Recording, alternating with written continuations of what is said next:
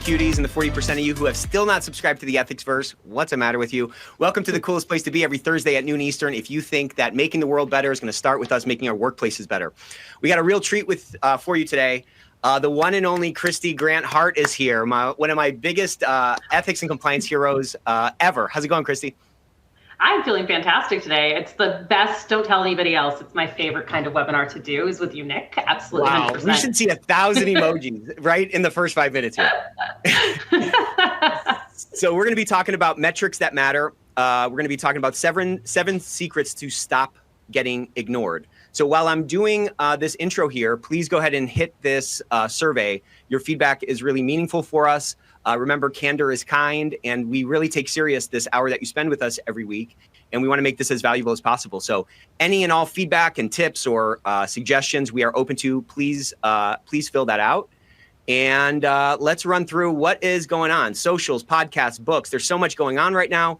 Let me hit this QR code, and you can see all the books in the Ethico library. And I want to highlight a few podcasts that I'm listening to right now. Great Women in Compliance podcast is phenomenal. Margarita was on it last week. She's great. She's such an innovator.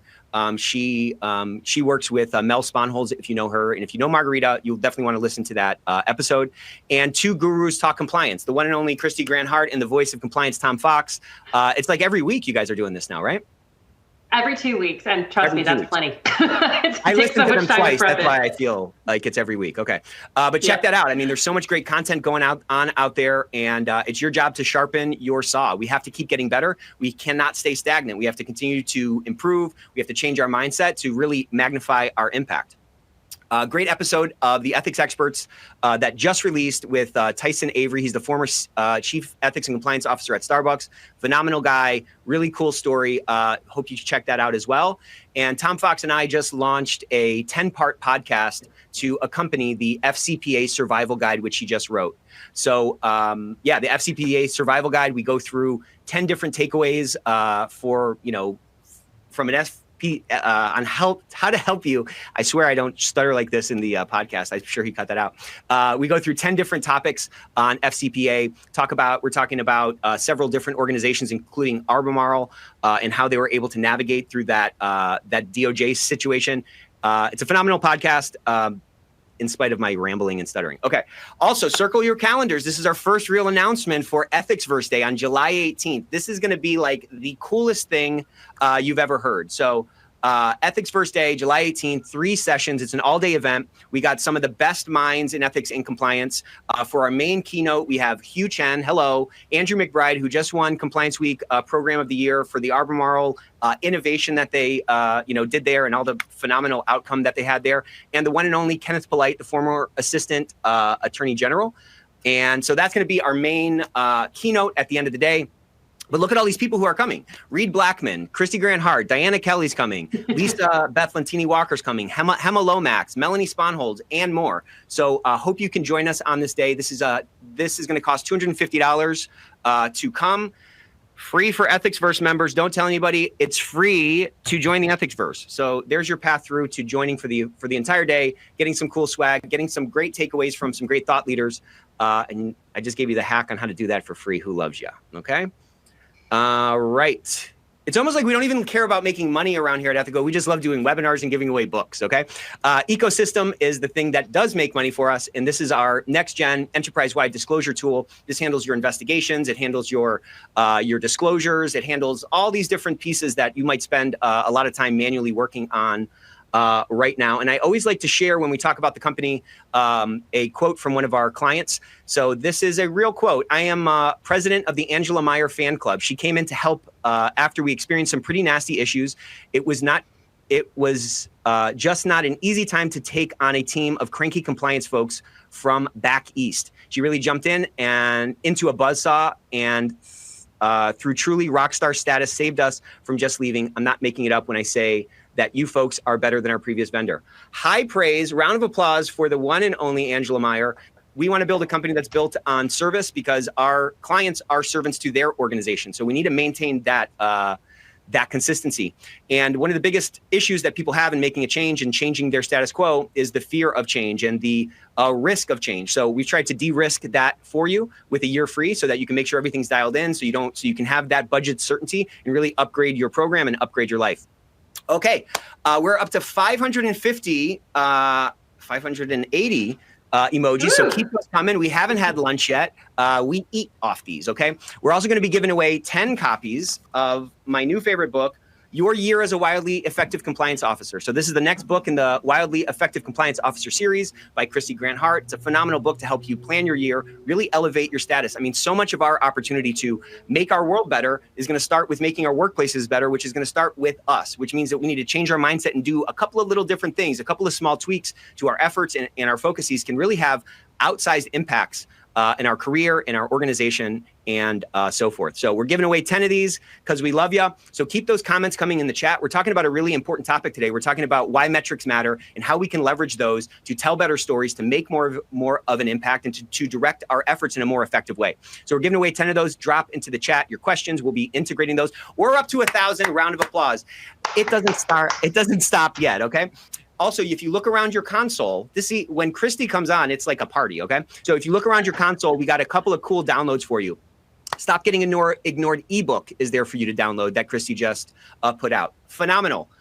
We also have a download guide, Ultimate Data Options Checklist. There's thousands of data points in our organization. Which of those are going to be most strategic for us? Which of those matter the most? This download guide is going to give you some great tips on where you might want to start to look. And someone is going to be selected from this chat, most active, smartest, most engaged. These are little hints for you to get a course. She just came up with a course, Speaking Your Worth. It's a course that she just built and a free coaching session from her. This is like $1,000 value. So that's what happens when you come to the Ethicsverse. So generous. She's generous with her thoughts and her insights and so forth. I've been mewing, as you can tell. I'm finally building out that lantern jaw. I'm Nick. How's it going? Co-CEO, Chief Servant at Ethico. And a round of applause for Christy Grant Hart. She's founder and CEO of Spark Compliance Consulting. Our first guest on the ethics experts years ago, and somebody that I just like. It's required reading that everybody in my company reads. How to be a wildly effective compliance officer. So much wisdom I've gathered from you. Our company wouldn't be where it's at without you today. Where it's at today without you, Christy. So thank you so much for joining, and thanks for coming on to talk about this cool topic. Absolutely. I'm delighted to be here. Thanks for having me. All right. So why don't you walk us through the agenda and we'll just dive right in. Yeah, absolutely. So what I want to talk about today is really about metrics that matter and how we're going to do better than we've done previously. So we have lots of challenges when it comes to metrics, especially using very basic ones, perhaps, that don't tell the stories that we need to be telling. So when I started to think about this, more and more people are asking us as part of their program assessments to do a review of their technology and how they're using technology.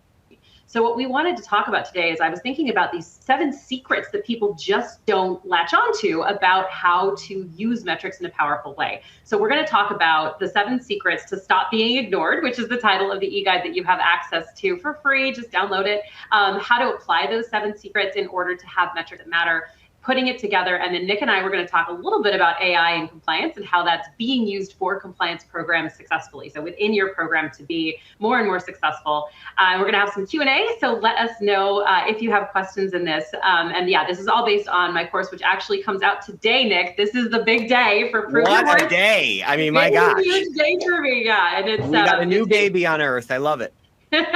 Basically, it'll put you into the best place ever with a perfect metrics plan that I will look at for you, by the way, and also guarantee you that you'll either get promoted or get more money by the end of the next year, or you'll get your money back. So it's a huge deal and a very scary guarantee for me. So yeah, but also I just want to pause on that. Like, you're really putting your money where your mouth is, and I think you wouldn't be doing that unless you really believe this and unless you've had significant success doing it. So I get that it's scary, but I'm kind of with you on that. Like, there's so much opportunity in this conversation. This is really what's going to help our industry elevate over this next decade. So I get that it's scary, but I think, just that should resonate with everybody that you believe in this approach so much that you're really willing to put your money where your mouth is. That's not lost on me. 100% confident in this when you get it right. All right, let's talk about why our metrics matter. Here we go. So regulator expectations are as high as they've ever been. Ben, and I went and looked at the evaluation of corporate compliance programs. And do you know that they use the word monitor or metric 14 times and the word effectiveness 56 times in those 21 pages? So if that doesn't tell you everything you need to know about what we're up against in terms of what that expectation is, it's so high. And it's not just high in terms of expectation for making sure we have metrics. That effectiveness piece is what are they telling you? And that's really a focus of these 7 secrets, is trying to understand getting to that effectiveness piece. So when we look at what we're trying to do with metrics, is we're really trying to prove our worth to the organization. So this is really, what is the return on investment? What is the reason that we're doing compliance? And I know Nick has talked so much and at so much length about proving ROI to your organization. But really, if you don't have good metrics, they're used to seeing them from everybody, right? They see metrics from IT, they see metrics from sales all day long. They look at finance, the EBITDA. But what they need to see from compliance is the same level of proving effectiveness, because otherwise you turn people off. They simply don't care. And if you are wasting their time, then you feel like a waste of time and your program feels like a waste of time. So what we need to do is really effectively tell our story. And metrics basically serve 2 purposes. They serve to show effectiveness, but they also need to monitor risk across your business. So they really serve 2 purposes, and we need to think of them that way, because if we don't, we end up with a lopsided view of it and it's not as helpful as it should be. Can you go ahead and change the slide? My console just messed up there, Christy. Absolutely, I can do that. So what do we have? We have a bunch of problems. We have too much data and too little data. So you can talk amongst yourselves of which one of these is you. We have too little data in so many organizations. And the other thing is we don't know how to use our data. So one of the things that, like I said, when we're doing program reviews and asked to look at technology, is that so many times people don't even know how to get good reports out of what they've got. Or they have so many reports, so many options, this data lake, that they have no idea where to get the information from in order to get metrics. So when we have bad metrics, it simply is a way of showing activity, which is something I really, really strongly advise against long-term. We do need to know things like how many people completed training and what percentage, but we also really need to know, was it effective? And that's what the DOJ is asking. So we're wanting to get to what I call next level metrics, which is not just the basic stuff, but really what matters. And it's true that we're insecure about this. And so Deloitte did a study a couple of years ago, and they found that 2/3 of people of our CECOs are uncomfortable or insecure about the metrics that they track, or they're unsure about what to track, or they do what everybody else is doing but aren't sure it shows anything. So if you, talk amongst yourself, are in the insecure group, guess what? You are in the majority by a lot. And that's one of the reasons that we are doing this conversation and having things like courses to help you, is because this is such a critical area and it's really hard to get right. Quick question, quick point, then quick question. You know, I think everybody's in that majority because it's inherently a difficult thing, right? Like you're day to day in the weeds, you know what I'm saying? It's hard to zoom out from that and see the forest from the trees and zoom out from it and truly put yourself in the shoes of some external party that doesn't know the context and the nuance of what you're working on. It is super challenging, and that opens up a lot of insecurity, because are we presenting something that is even going to resonate with them? I go through the same thing when I have to do my board presentations. Like, am I zooming out enough? So what? Do they care? Don't let the presence of those insecure feelings indicate to you that you're in the wrong role or doing the wrong thing. Those are natural human things. Quick question. Have you come across hesitance on management's part to do employee surveys, possibly because HR may want to do those types of surveys? This is obviously in the context of trying to get some better metrics to show our worth and show our story. Like, ethical culture surveys are gold when it comes to actually getting great metrics, especially year-on-year metrics. There is a lot of reticence. I think sometimes managers are frankly afraid to see the answer of, would I report to my manager? Do I fear retaliation? And I think that companies have to be pretty secure. And the other thing is survey fatigue and fear. We've seen a lot of great work done with pulse surveys. Some of the e-learning courses have the ability to basically embed questions within them. So saying things like, would I report to my manager as part of that e-learning or like in code training? That's fantastic, because then they're automatically getting code training anyway. You're getting those metrics. Right. So they're kind of sneaky ways to do it that I would recommend. But certainly you're not alone in either feeling like they won't make it mandatory, it's all voluntary, they won't do it at all, they only want 3 questions in the engagement survey, all of the things. So I think the more you can try to get that data in different ways, the better. Smart. Yeah, and if you can control the data in this sort of a central warehouse before it shoots out to these different departments, that's also a great way to achieve it. All right, let's jump into secret number 1. Every secret, I want to see 100 more emojis because these are all good. 7 secrets. Can you imagine? All right, this first one is utilize both trend metrics and effectiveness metrics. What do you mean by that, Christy? Okay, so this is when I was really starting to think hard about this. It was, wait, hold on. There are 2 different kinds of metrics, and I've never heard anyone talk about it this way. There are effective metrics, which means this is how I'm showing the effectiveness of my program. And there are trend metrics, which say I need to monitor risk. And they're really utilized different ways. So the first thing is that with a trend metric, what you're saying to the business is, here is my proving my effectiveness, or the effectiveness one. And the trend one is saying, here's how I'm monitoring risk and finding where there are discrepancies, where there are problems. Trend metrics alert me to do an investigation or to figure out why something's going wrong. So if you have a trend metric, it's not proving that your program's effective, it's proving that you are monitoring risk successfully. If you have an effectiveness metric, it may tell you that if it's going the wrong way, you need to start to use a trend metric for it. But ultimately, if you're not using both, then you're not able to tell the right story about your business. Well, yeah, and without any kind of separation between the two, it all just gets kind of muddled, and you're just kind of like trying to swim through this mud, which is obviously difficult.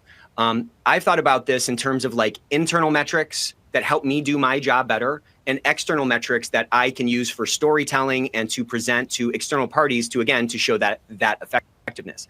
There's some stuff that, to Christy's point, you're going to be looking at to make sure that the car is still on the road, right? To see, oh, there's an anomaly here that I have to, like she said, investigate or dig into, or this might be a potential risk hotspot. That's kind of your own business. That's kind of within the same, within the 4 walls of your department or your team.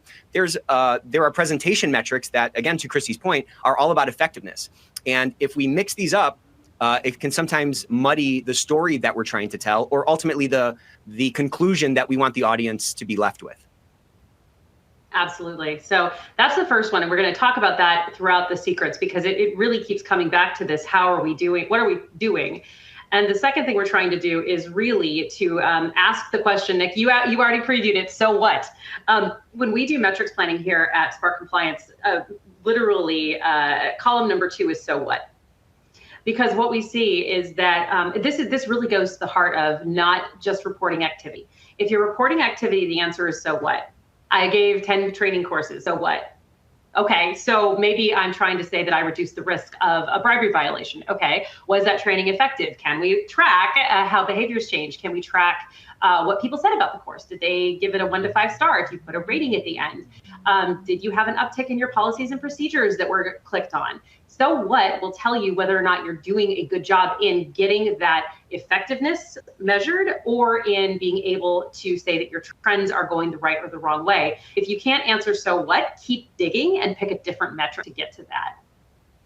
Why do you think, this one is so obvious. I struggle with it myself sometimes. Sometimes I have a board slide that I've made, and then I sit back and I look at it and I'm just like, what's the point of this? There's like no point in it. Why is that so hard, do you think? Like, if you can't articulate so what, you think your executives can? Exactly. Right? And so if you can't do it yourself, then you need to be able to keep digging, right? Because there are answers to that question. And ultimately what you're doing is either saying this program is effective, or it's not, and I need to get better. And maybe that's a call to action for, hey, my conflicts of interest program only got 2 disclosures. We have 10,000 employees. Something's up and it's not as effective as it should be. I need a disclosure tool, or I need a better way to manage this, or I need somebody to help me. So don't always think that effectiveness measures, and particularly, or trend metrics, need to always show good things. And I think there's a lot of fear in showing your metrics if they're not fantastic, but they can actually really be beneficial in helping to get you what you need. Well, you're in that position because they want you to be responsible for it, and reality is our friend. You know what I'm saying? Like, I get the bearer of bad news thing, but reality is our friend. And like we were talking about, I think a week or 2 ago, the board, your leadership, they're dealing with problems all the time. That's just what business is. That's what running an organization is. And so of course we don't want to like unnecessarily contribute to somebody's bad day or whatever, but like the fact of it is problems are happening all the time. Things are changing all the time, and it's on us to make the cases for what we need. And again, these effectiveness metrics, to Christy's point, they're not just all thumbs up things. We can show, here's an effectiveness metric. Look how ineffective we are. Going back to the so what thing, like you just have to think about like, what does the audience care about? What do they care about given what they know? And it helps to have some of those base understandings of what their main concerns are, or what their main drivers are, so that you can get a higher like value answer to that so what question, and so you can steer yourself to the right location. Yeah, absolutely. And then in terms of what's next, so this is how you use these KPIs. This is how you use effectiveness and trend metrics. Okay, this is so critical. Your effectiveness metrics need a KPI. So what happens is we are telling a story. If you say I had 3, subject access requests this month. Oh, now we're really into so what? Well, we want to have fewer than 1 or fewer. We want that ethical culture survey. We want to have at least 75% of the people take that survey voluntarily, because it shows, so what? Because it shows that we're engaged in the program. Maybe we had a 70 last year, we're looking for 75 this year. So what we're trying to do is actually tell a story. And if you show the difference between what it is you want and what it is that is real, that can show effectiveness in a really powerful way.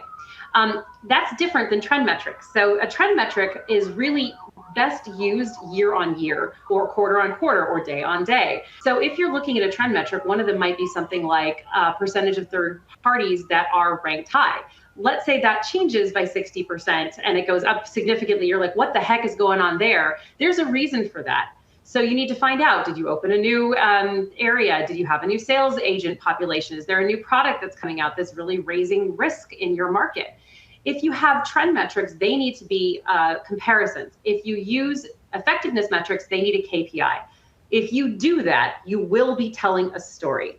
So what you want to do is make sure that when you're using these two kinds, you have a mix of them, they answer so what, and you've got a KPI, or you have a comparison, and that's how you most effectively do this. So if you give a balance sheet, a couple year balance sheet to a CPA, that CPA is going to be able to look at it, and they're going to be able to read that like a story, because they know what to look for and they understand what all those numbers are. If you give that to, I don't know, a janitor or something, they're going to be like, I don't really know what story this is telling. We have to not forget that we speak a different language. We're going to look at a dashboard, a compliance dashboard or something, from our case management system, and we're going to automatically see those red flags because we're so intimate with those data, whereas somebody, again, from the outside isn't. So if we can really think about what is the story that we want to tell, and then anchor that story with the data points, that is a way to not get lost in the data. The data is not an end unto itself. The data is an input for the story that you're going to be telling, so that they can really understand from a high level what's going on, what your challenges are, how far you are from the vision, what risk that poses to the organization, and so forth. So if you're just ever presenting a list of, just a page of data, pause and say, like, what do I want them to take away from this? What story do they need to know? Like, we are on a compliance journey. Like, you're never going to flip a switch and then your compliance program is on. It's always changing. It's always improving. There's always opportunities for advancement. And a story can tell somebody where we've been, where we're at, and where we're trying to go. So again, to Christy's point, you can show and demonstrate your effectiveness because we've come this far. And you can also point out the big risk areas in terms of, how far we are from that vision. Anchor that stuff down with those data points to let people understand from a more quantitative way what's going on. But again, the name of the game is the story. It's not the data. Absolutely. I mean, what you end up with is humans process things in stories much more effectively than they do data points, right? Correct. So what you're wanting to do is the data gives the left side of their brain something to hold on to. And the storytelling part, the creative part of your mind, is the part where you internalize things as if you are feeling them. And that is really what you want to do. So when you're using both sides of the brain, if you're doing a presentation, one of the best ways that you can do, so I do professional speaking, and part of it is, what's my statistic? What is my quote? What is my thing that really tells people that I know my stuff? And what are my stories that make them feel? that is what you're doing, even if it feels like it doesn't feel like that's what you're doing. But if you're telling people that, hey, guess what, we're opening some African offices, and that's why we're getting these higher risk pieces, and trying to elicit their understanding of what that is, that's a story. You can talk about where they're opening, what the environment is like. And when you do that, you make your data points come to life, but you also are allowing them to internally understand what's happening because they hear it and feel it as a story. Yeah. A friend of mine from England one time said, I lost 2 stone. And I was just like, all right, what does that mean? I have no idea what that means. Is what that means. Yeah, I have no idea what that means. I live there for context there. You know what I'm saying? I know. But we got to mix that sweet and savory, because we have to have multiple flavor profiles in the persuasive dish that we're serving, right? If it's all data, they're going to be really well informed. If it's all story, it's all emotion, they're going to probably track with you. But then as soon as you leave the room, that's going to dissipate. So we need a balance of logic and emotion being kind of that storytelling piece. That's why we're so wired for it. And that's why we like watching movies and shows and stuff like that, because we like that emotional, movement. Incorporating both of those really helps us be so much more impactful. And again, speak the language, because there's usually a couple of metrics that really do tell the story. Let's talk about that too. So relevance. Number 4 is that they must be relevant to your stakeholders. And Nick, you alluded to this previously, which is that you can track things internally, and that's great. And you really should be tracking many more metrics than those that you present. But the data you present really needs to be relevant to your shareholder interest. And number 5, maybe we can talk about these together, Nick, because I think they go together. Number 5 is aligning that data story with your stakeholder priorities. So I think a lot of times compliance officers hear that they need to align their metrics to the priorities, but they don't explicitly say how to the business.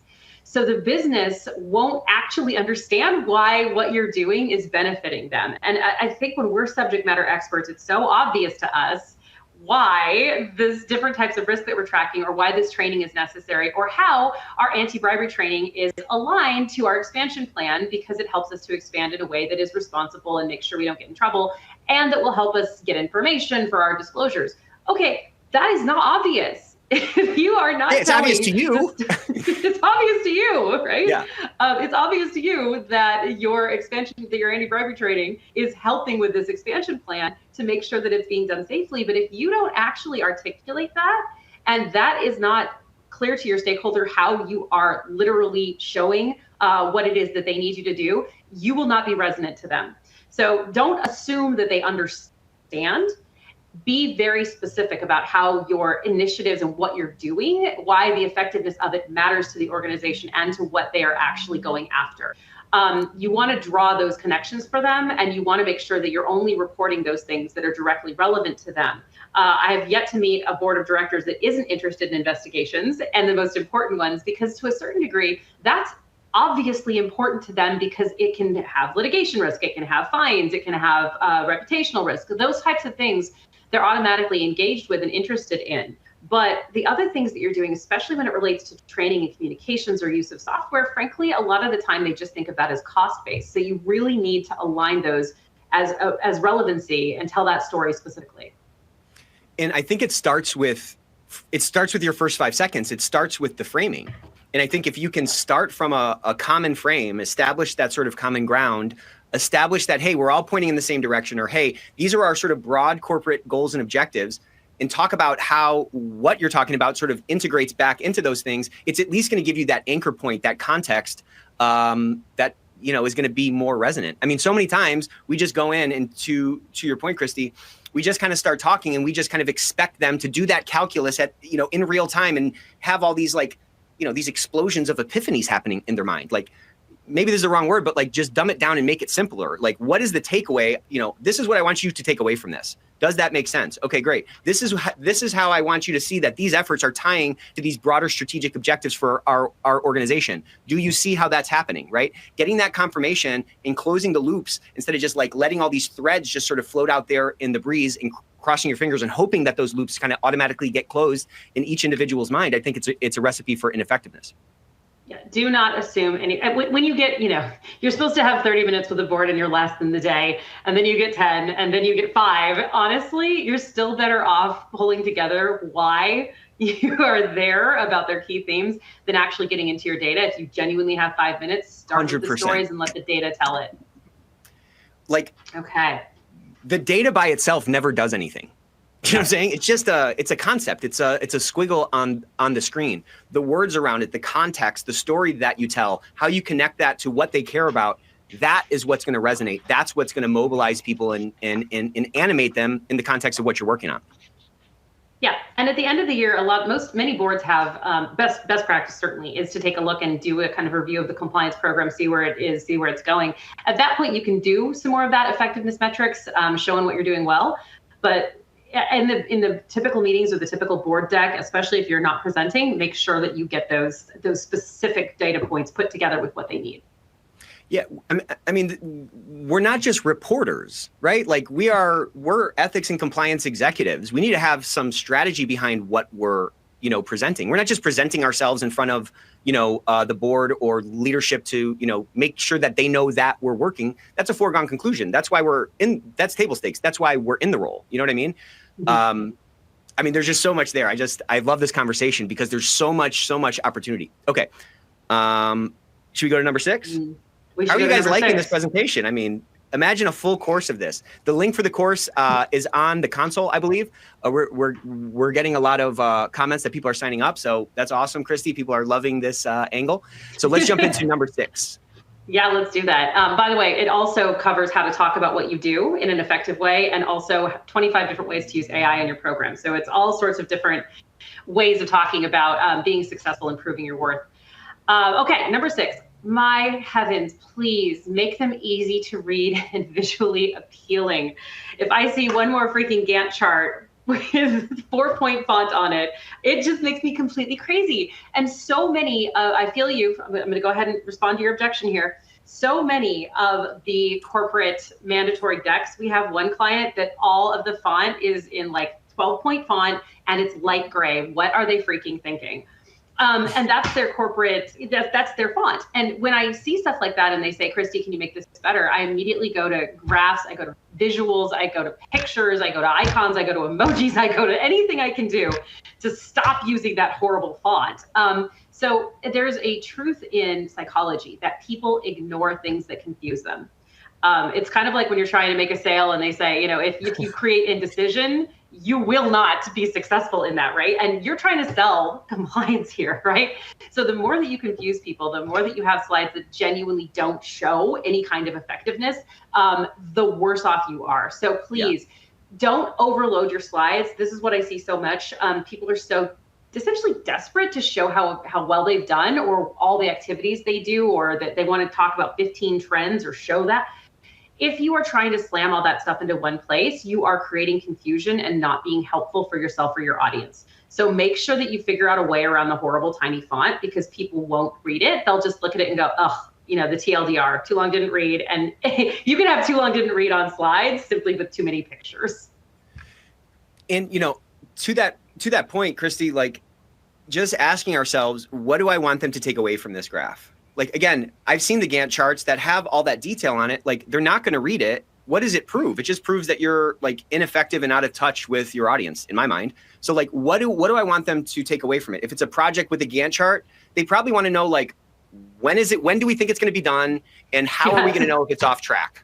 Okay, cool. Here's my sort of high level Gantt chart with my expected date. And here's my, tripwire date or something, right? Like, what does somebody at that level need to know? They don't need to know every single email correspondence with, the other people in the project. You know what I mean? Yeah, I do know what you mean. Yes. And so for our 7th secret, before we get into some more advanced metric examples, because I know everybody says, okay, this is great, I love it. What the heck do I do with all this great information? What are some examples that other people are using that are in the more advanced programs? So our 7th secret here is that you need to be in charge of your data. I'm going to frame this in when we do program assessments. Typically, somebody in the compliance department will say, okay, we're scoping your program, we're doing a risk assessment. Which risks do you control? And they say, well, I'm involved in privacy, or well, I help with conflict minerals, I work with ESG. Absolutely not. We're not going to look at those. You know why? Because you don't have control of them. And if you don't have control, then the outcomes, you're telling other people what to do, this doesn't tend to go very well, okay? Correct. That directly works with metrics. If you do not have direct access to the data source, you will be inconsistent, because guess what? I hate to tell you this, but you're not everyone's priority. So if you are calling AI, I know, right? If you're calling HR and saying, can I please, can you give me your report that you didn't naturally do so that I can do my metrics, you're seriously in trouble, right? Or if IT has to go in and run a report for you in their system, again, you're not going to be as consistent as you need to be, and you can't track it between your reporting periods. So if you're going to use HR data or IT data, then see if you can get logins to their system or get a pre-made report that you can automatically get from them or to, without their doing any kind of effort. So I think that this is really undervalued. One of the things that you have there with your QR codes is, one of the things you have in your QR codes there is what I call the ultimate checklist of data sources. And it has huge numbers of other departments type data that you might want to consider getting. But really only get it for your metrics if you can consistently get it. It may be worth trying to get anyway, but if you're going to put it into your consistently reported metrics, whether that's internally or externally, you need to be in charge of getting it. So some of the smartest compliance, chief compliance officers that I've seen who have come in and kind of built a program, they've really utilized this sort of central compliance brain to do this exact thing. So to the extent you have a case management system or a speak up program and you have, this central repository that things are flowing into, framing that out, like, great, if that's just for compliance, then fine. But really framing that out as an asset for the broader organization that, hey, we have this enterprise-wide tool that we can be getting all kinds of different disclosures, safety disclosures and product disclosures and ideas, disclosures of people's ideas and exit interviews and stay interviews and obviously our speak up program, right? Like there's all of these there's all this risk that's in your organization. If we can gather more of it, that's not just our speak up, myopic, not just our disclosures, but if we can frame out that we have this central repository to hold all this stuff, well, now we control a lot of data. And again, you can use workflows to push out, the appropriate data back to these different departments. But if you control all that data, you now solve everything that Christy is talking about, and you have access to this data, and you can start to pollinate, cross correlate these different data ponds to often find conclusions and that maybe were not apparent before. Everybody is kind of myopically running their business or running their departments looking through kind of a pinhole. And so when we can start to aggregate and cross-pollinate these different conclusions from these different data ponds, we can usually find something that's really interesting. We can usually show our effectiveness to a much greater degree to those other departments and broadly to leadership, because they can see like, okay, this is not just like a compliance tool for this department that I don't even really understand or see the value in. This is something across the entire organization. We can get our financial disclosures and we can attack the risk in a meaningful way. What can you do? I mean, it's just a thought exercise. What can you do to own more data? Okay, what can you do to conquer more of these data pools and put those underneath your, put them in your fiefdom, okay? You're a queen or you're a king, okay? But owning that data is so critical.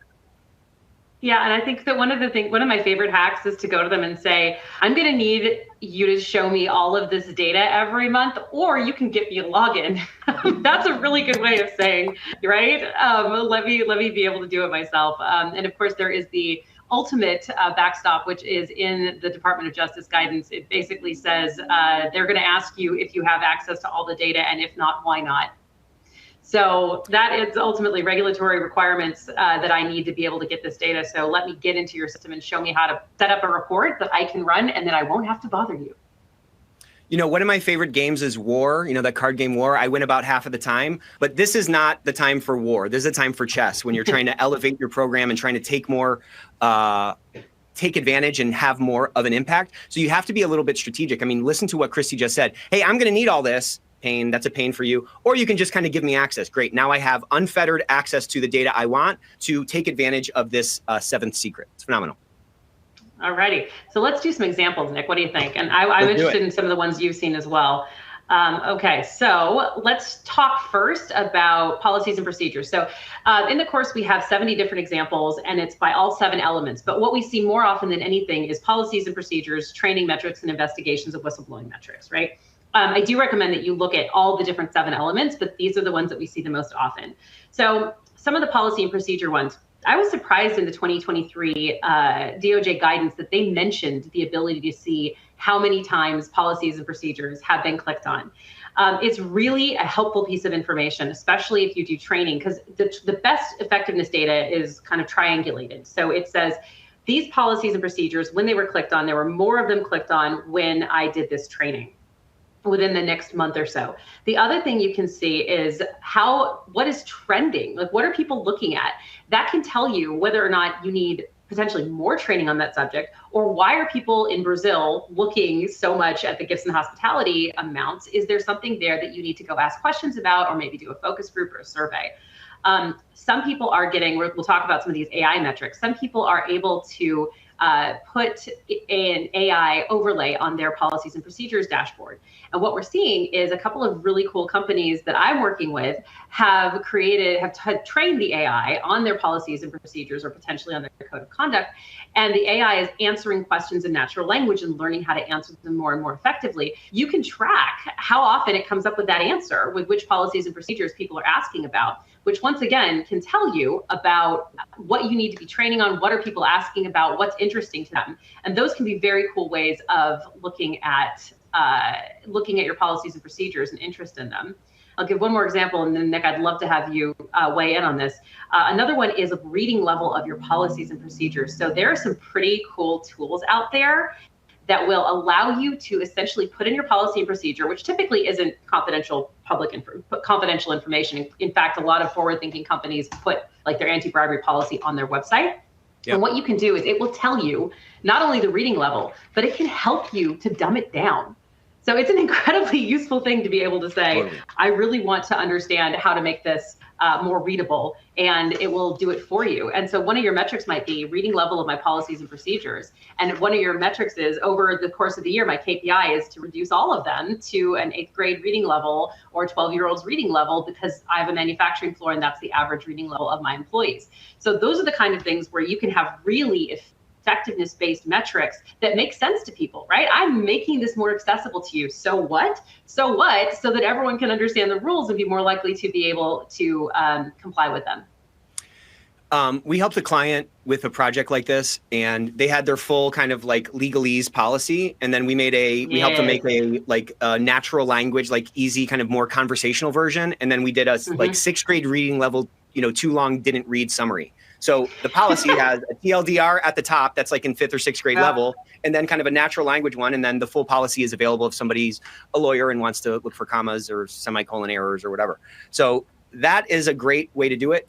Think about, the first slide, like the bar for what's reasonable from a regulator's perspective is going to continue to rise, right? Like 10, 15 years ago, not everybody had the availability for the technology that can show you what people are looking at and what's being clicked and so forth. Well, now that's pretty commonplace. That's not like a really massive lift to be able to get some visibility into that. And so utilizing some of that to drive your effectiveness, that's great from an internal perspective, but also utilizing that to make changes is great from an external perspective. If you're documenting changes to your program or decisions you're making, it's great when under scrutiny for you to hold up this log to say, hey, I was looking at some of these data points. There was a lot of, clicks on this particular policy. So we did a retrain on it, or there was a lot of questions about this policy. And we saw that our policies were too high of a reading level. So we rewrote them all. It's all about kind of building some evidence for yourself, at least from a CYA perspective, so that if under scrutiny, you can show like, I am driving toward effectiveness and this is my path. These are the decisions I've made along the way. Yeah. And I want to make sure that if you are one of these people saying, Nick, I absolutely don't have that data. I absolutely don't have that capacity. I've got a SharePoint and no data whatsoever. Understand that things like that reading level capacity, that is available to you, and that is AI driven, and that is really positive. So you don't have to have all the tools, but obviously if you do it better, it's better to have the tools, but certainly some people won't. Yeah. And I guess good point. I guess what I'm really trying to say is, there's something you can do. There's something you can see to inform your next action. There's some data that you can see that's going to, at least be a support for what direction that next step you took was in. You know what I mean? Mm-hmm. So let's talk about some training metrics. So we talked about triangulating when you're doing training with people looking at policies and procedures. One of the things that we really like to do is to have like infographics or communications or follow-up videos, something after your training. And that's the kind of thing where you can look at email open rates, you can look at download rates, you can look at how many times somebody looked at it. I had somebody that was one of my pre-testers on my course, and she responded that she had been working with marketing and it never occurred to her to use their metrics of how often people opened things and how often they used them and whether or not they're looking at intranet blog posts or resharing if there is an intranet there, the number of comments, the number of views on the different kinds of blogs or communications that they're doing. That's a really great way to see if people are engaged with your training, because if they're interested in those follow-up materials, you can see that. Depending on your learning provider, many of them do allow that sort of star rating version. And if they don't allow employees to say, was this effective? Because that's the best way is to just ask them. You can also use things like SurveyMonkey or Survey Anyplace to get that information and ask follow-ups. What did you think of this? You can do that for your live training too, for your webinar training, for your Teams trainings, any of those types of things. And you can also look at things like follow-up questions. So one of our favorite things to do right now is to have a subset of people who, let's say you had 3,000 people take your data privacy training, have 30 or 100 of them get 3 or 4 follow-up questions 6 months later, 3 months later, see what the retention rate is. That can show you a lot about what your effectiveness is, right? I mean, did they remember anything? And another one, Nick, and I'll jump in, have you jump in on this, is if you don't have any kind of technology and you're like, well, what am I going to do with this? What you can do is most companies have e-learning, even companies of sort of 50, 60 people. You can rate the questions within it as high, medium, and low in terms of complexity or difficulty, and then take the statistics of who got how many questions were right or wrong and say, you know what, 80% of people got the hard ones right. That's probably an effective training. Or if you have the ability to put in pre-test questions, 2 or 3 pre-test questions, and then the post-test questions, see what the learning rate was between the beginning and the end, what they came in with and what they left with. All of those are really great ways of looking at training effectiveness. Another thing I've seen some folks do is have really monitor the proportion of people that are able to test out of the training. Obviously, they couldn't test out of it unless they did well last year. They couldn't test out unless they've retained that data. So that's another kind of effectiveness metric for how good is the training, you know? I love it. I do. And a lot of people, very controversial. Some people think you should never do that. But if you are able to do that, I think that was a great one too. Oh, that would be such a fun debate. I feel like I'd love to debate either end of that.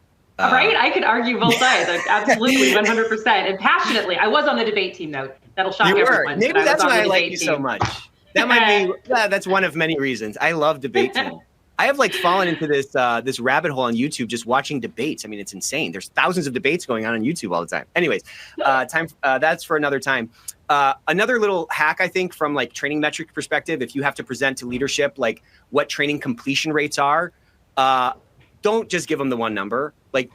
Especially if it's a great number, give them that number. If it's a number that is not great in your eyes or in their eyes, likely, give a little detail behind that, maybe by department. Particularly if there's a wide distribution of completion rates across different departments, that can again tell a little bit more of the story that, hey, it's not just about this number. This person's an idiot. They can't get 98% completion rate across the entire employee base. They need to see a glimpse of the nuance and the complexity. Oh yeah, they have to work with all these different groups. Set yourself up for success in terms of how you're presenting that data so that they can infer kind of the story behind the story without you having to complain about it. You know what I mean? I do know what you mean.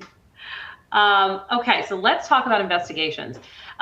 So one of the things that the Department of Justice is very clear about that's really hard to do in practice is to get data on making sure that disciplinary actions are consistent across the organization. So One of the things that I think is critically important is aggregation of information on root cause analysis and on severity of the issue, what type of issue it was, and what the disciplinary outcomes were. This is hard and you need to do it, even if it's very difficult, even if HR is reluctant, even if I'm doing one investigations metric, obviously number and days to closure are important because you don't want these things kind of out there forever and you need to know if you're getting more or fewer.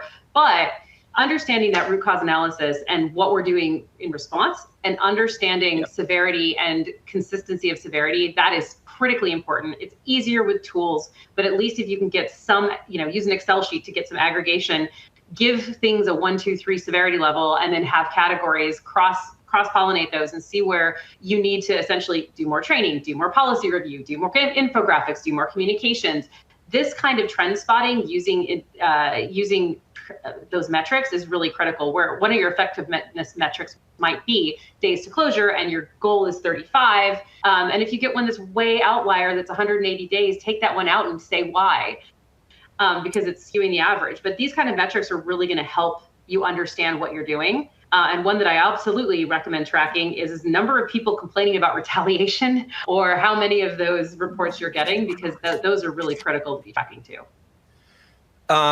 So much in what you just said. So I think it's super dangerous to let yourself be defined by some metric that you can't really control. And one that I'm thinking of is like substantiation rate. Like everybody kind of wants to know substantiation rate. What percentage of our reports are substantiated? And I don't know.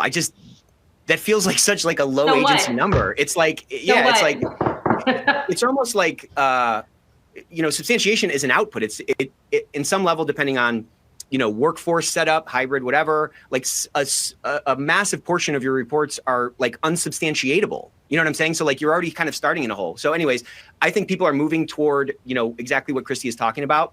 How many of our investigations resulted in a corrective action plan? So we built something like this based on the request of some clients, where we can now attach a corrective action plan to every single case, and those can be different depending on category or region or whatever. But that's like such a more high agency type of a metric. That's something that I can control and say, like, irrespective of substantiation, because we've had so much turnover or because there's a bunch of stuff coming through the hotline, and frankly, I don't really care. I want it all. I'll use my tech to sort of sort through it. I'd rather be defined by something that is effectiveness based, to Christy's point, consistent application of investigation, organizational justice demonstrated, that has a data point that I can control a little bit more. I think that is way, you can tell a much better story from an effectiveness perspective, and at least get some credit for some of your earlier efforts before, some of those bigger lagging indicators like maybe anonymous rate or like full on reporting rate across your organization start to change. We want to be able to show some early indications of success so that they can have confidence in this compliance journey that we're on. And it's hard to do that when we have a lot of data points that define us that are kind of outside of our control. 100%. So let's talk about, thank you. Substantiation rate is one of those, I'm like, that's a so what? So what? So what? We wanted to get more reports, and a lot of them were frivolous. Well, good then, I guess, right? We got them. That's what we wanted to do. All right. So let's talk about what we do with all this stuff and putting it together. So how do we do this? There's several steps to this. The first one is start where you are. So if you've never done this before, use the data sources that are available to you. We talked about some pretty out there next level metrics. If you just have basic data, that's okay. Please start there. Start with reports that you're already able to get. One of the things I see a lot of our clients do is they have to make their own reports from the reports, and they're aggregating all this data that's really complicated and difficult. It takes a ton of time. Start where you are. And it's one of the reasons that we have that checklist of data sources. So you can look more broadly at what you have, but then whittle it down. What do I actually have that I can use? Use 3 to 5 to start. One of the mistakes I see is people choosing 27 and then never ever getting to it, or only actually getting to 3 or 4 of them, and then they feel that they're left behind, or they feel like they've already failed, so why start? 3 to 5. Just start with 3 to 5 and make them things you can get easily. Because you're going to iterate this over time, right? You're not going to just have one set of metrics. Over time, hopefully you get better technology, or technology gets better, and you're able to understand more about what you have. But start where you are and expect to change it over time. That can make it a little bit easier to say, I know this isn't perfect, or I know this is pretty basic, but at least I'm starting somewhere. Yeah, that 3 to 5 thing, don't get scared about that. Like, you kind of drive with one thing, speed limit. You know what I'm saying? You're not monitoring 50 different things. Like, there's usually 2, 3, 4, 5 major metrics that from a high level are going to indicate like which way we're pointing, Yeah, absolutely. So I know we're getting close to time. Oh yeah, use the 7 secrets. Make sure, download the e-guide and use the 7 secrets to really drive your metrics to make sure that they are answering the so what, that your effectiveness ones and your trend ones are identified, that you've got your KPIs for your effectiveness metrics and your trend metrics have the right amount of comparisons put together with them. Don't use small font. Make sure that they are relevant to your stakeholders. Did I get all of them? And make sure that you are, able to do them consistently and that you have the access to the data. I think I got all of them there. There we go. That was pretty good. Round of applause for that. 7 off the dome there. That was amazing. Boom. So I'd love to just jump to some questions here. Yeah, sure. Let's just do that. So we just started distributing out Taisha. Hey, Taisha, how's it going? We just started distributing out our first compliance scorecard this year, finally. Is there a best practice regarding how frequently we should add metrics, change metrics? We started with a critical few. So I know we kind of talked about it a little bit on the last slide, but how would you think about changing those metrics over time, refining them, whatever? So I would look at them once a year. I think that's pretty much best practice. If you change them more than that or too often, then especially if the ones you're reporting to your board or your executive leadership committee, basically they go, what the heck? Why is this different every time? And they can't see trends in either your effectiveness or the risk trends you're looking at. So I would iterate 1 or 2 at a time maximum, and I would look at them over the course of a year. If you see one that's really not serving you, change it. But ultimately, I think that enough consistency, looking at them once a year and updating them also as your technology updates. I think one of the things people don't do enough of is calling their representative and say, what's coming next? Can I see it? Exactly. I mean, honestly, we do these technology reviews, and the number of times I see that they're using things from 3 years ago that have been upgraded and made better. And, if you don't know that they're being upgraded, making better, a lot of times, many of the vendors are updating their reporting capacities constantly or making better dashboards because so many people ask for it. And then you don't even know what's happening. So I think that you can change over time with your technology, and it's very beneficial. Yeah, there's a lot there, explore what you have. There's absolutely feature sets that you're not utilizing. Yep, guarantee it. Nicole Gear. Hey, Nicole, where do you start if everything is new? Training. So I have an answer. Start with training. Why don't I give my answer and then we can debate? Maybe we'll do a little mini debate club here. Ooh, okay, go ahead. I would say, if it were me, I would start with this enterprise-wide tool. I would launch something that frame it to the CEO that if we have an enterprise-wide tool to gather risk intelligence across all these different departments, that's going to let us focus ourselves on the most critical issues and demonstrate our effectiveness fastest. I think a lot of people want to come in and start with training, start with policies, stuff like that. I think getting something in place, if you're starting from new, it's a little lift to like launch it, but you can start responding to actual risks that are actually going on in the organization right now, not the theoretical risks that from a 30,000 foot view you think are important. And you can use that feedback from the system of like what's being raised to help direct your efforts on what you kind of tackle first. Like the way you think about an IRA versus a 401k. One gets taxed on the front end, one gets taxed on the back end. And essentially when those taxes come in, has a massive impact on like what the end result is going to be. The same thing is true with how you slot your bets for how you start to build your program. Doing, a change in the order can have a detrimental impact on where you're going to be 2 or 3 years from now. So that's my answer. I think that's a fantastic answer if that's available to you. And if it's not, start with training because you're probably doing it. Even if you're only doing it live and you don't have any learning platform, at least you can do a survey afterward, find out how you're doing, what people learned, did they like it, do a focus group, figure out those are the basic metrics, and then investigations as well. Even if you have no technology, you're probably having to do those. And so I would start there. It's low-hanging fruit and it's relatively easy to get. Very good. I'm looking for some more questions. Guys, thank you so much for sending these questions in. So I want to talk a little bit about your course. We got a couple of minutes left, and so I just want to make sure everybody understands what the course is. We're going to be picking out someone who's going to win. But tell us a little bit more about this course, Christy, and what people can expect for it if they sign up. There are 3 sections in it. The first one is Speaking Your Worth, which talks about the exact formula that you use to talk about what you do. So often we talk about it as I'm the compliance officer. What the heck does that even mean? Whereas if you say something like, I help people who don't understand the rules to make sure that they do the right thing. That is such a different explanation. The second part is all about metrics that matter. So we have those 70 examples. We walk you through, you actually create your own metrics plan, which me and my team will look at and give you feedback on.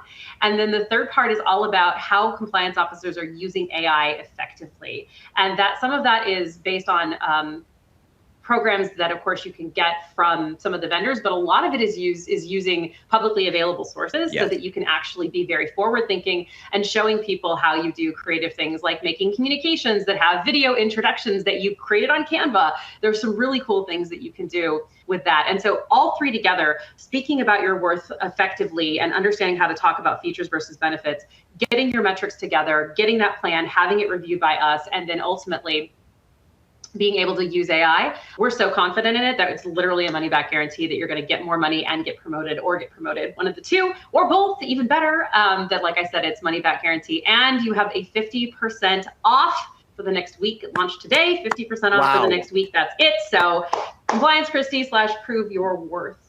There we go. I love it. Man, oh man, I mean, what a time to be alive. Like, there's been such a democratization of tools that help us drive effectiveness that we don't have to spend money on. Like that Canva hack, ChatGPT hack, Claude AI hack. Like, there's so many resources for us to innovate and drive our programs forward. Like, we have already laid the foundation. You know, I don't know if you've ever seen a skyscraper be built, but it takes them 9 months to lay that foundation, and then they'll add 100 floors in like 2 or 3 months.